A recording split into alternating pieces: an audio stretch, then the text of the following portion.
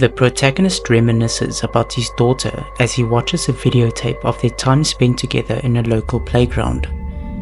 Tragically, the daughter died in a local park, and the parent feels that her restless soul is still bound to the earth and unable to move on to the afterlife. It seems as though her wandering spirit is haunting him, leading to restless nights. In his desperation to free her soul, the parent searches for various methods, but none seem to work. Eventually, he discovers a website specializing in soul liberation.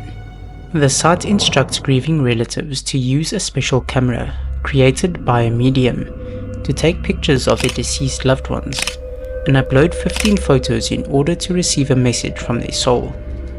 This camera seems capable of capturing images not visible to the naked eye, including wandering souls and supernatural phenomena. Determined, the father goes to the local park where his daughter died, bringing the camera with him. To his shock, the camera works, capturing unsettling images. Suddenly, he hears a public telephone ringing, and when he answers it, he's horrified to hear his daughter's crying, distressed voice asking him to come home to her. It's clear she is confused and frightened, unsure if she is alive or dead, and is searching for her father. As he explores the park, using the supernatural camera, he captures troubling photographs that bring forth memories of how his daughter died. He sees her lingering in the real world, hugging classmates who have been released from the local primary school. As he continues taking photos, the atmosphere shifts, becoming ominous and surreal. The father begins to wonder what is happening, because his daughter would never appear malicious unless something horrific happened to her. Through surreal school announcements, it revealed that the daughter went missing at 8 p.m. in the local park, having gone by herself. The father feels guilty for not spending more time with her, believing that if he had, she wouldn't have been alone that night. The player learns that his daughter's name was Mitsuka, and manages to capture 15 supernatural photos before returning home. As he sits at his computer to upload the photos onto the website, strange occurrences unfold. The ghost of a creepy woman approaches him before vanishing. Despite his terror, he uploads the videos, only to discover footage showing how his daughter was attacked by someone or something, potentially leading to her death. Infuriated and horrified by the revelation, the father is more determined than ever to put her soul to rest, believing she is still suffering. As time passes, hostile entities invade his home, including one particular frightening entity that appears in a mascot costume. This entity torments him, brandishing a chainsaw, hinting at the nature of his daughter's tragic death. The father recalls his daughter's drawings, which he had previously dismissed as mere cartoons, and now realizes may represent this ominous entity hunting her. Traumatized by the encounter, the father cowers in his daughter's room. Eventually leaving the room, he continues to upload more photos of Mitsuka, but the website indicates that she has been dead for more than 13 days, which is a restriction for liberating souls. Despite the warning, he uploads the photos anyway. Suddenly, loud knocks from the main door and a missing poster of a girl named Manami slips through the letterbox.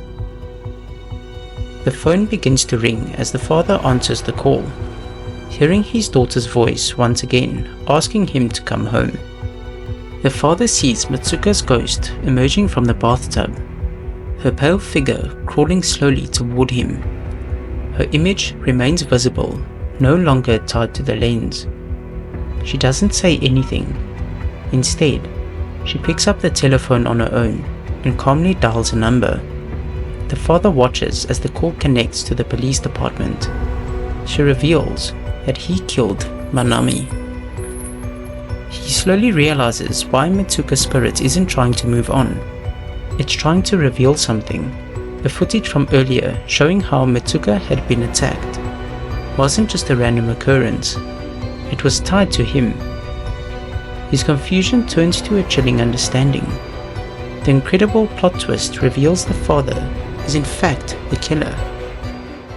he murdered a girl named Manami, who was the same age as his daughter, and went missing in the local park. This father, a true predator, became the target of his daughter's own quest for justice, refusing to move on to the spirit world. The father dresses as the character that Mitsuka loved, wearing the suit he usually uses for work in an attempt to lure Manami to him. While it seems he was trying to replace his daughter, the situation becomes more shocking when he kills her. The reason for his actions remain unclear, but based on the opening, we can interpret that he attempted to replace Mitsuka with Manami. She stayed behind to expose him for the monster he really is, the one responsible not only for Manami's death, but also for the tragic fate of his own child.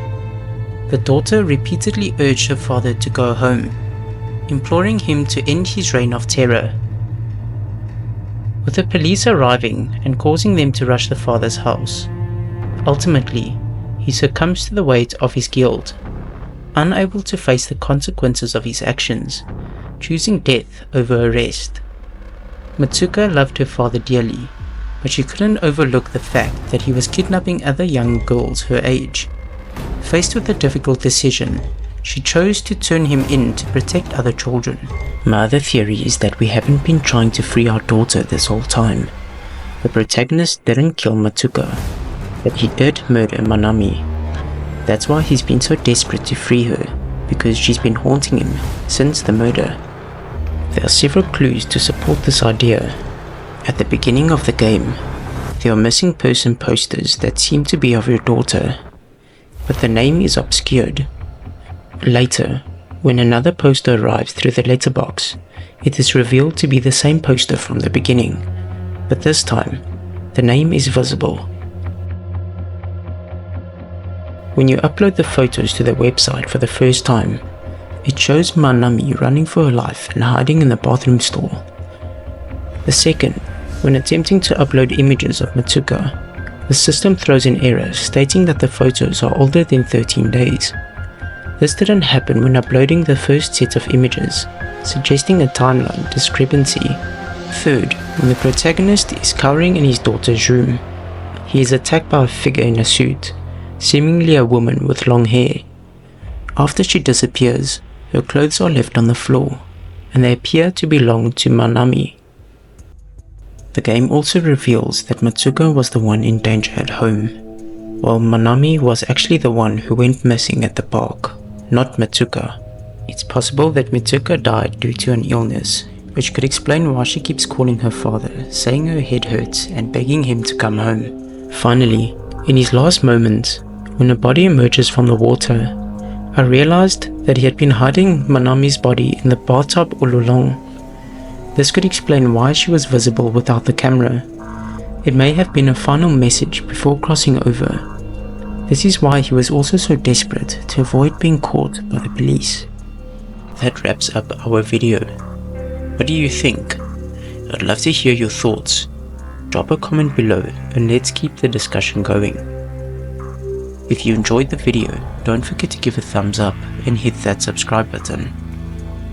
Stay tuned and turn on notifications so you never miss an update. Thanks for watching, and we'll see you in the next video.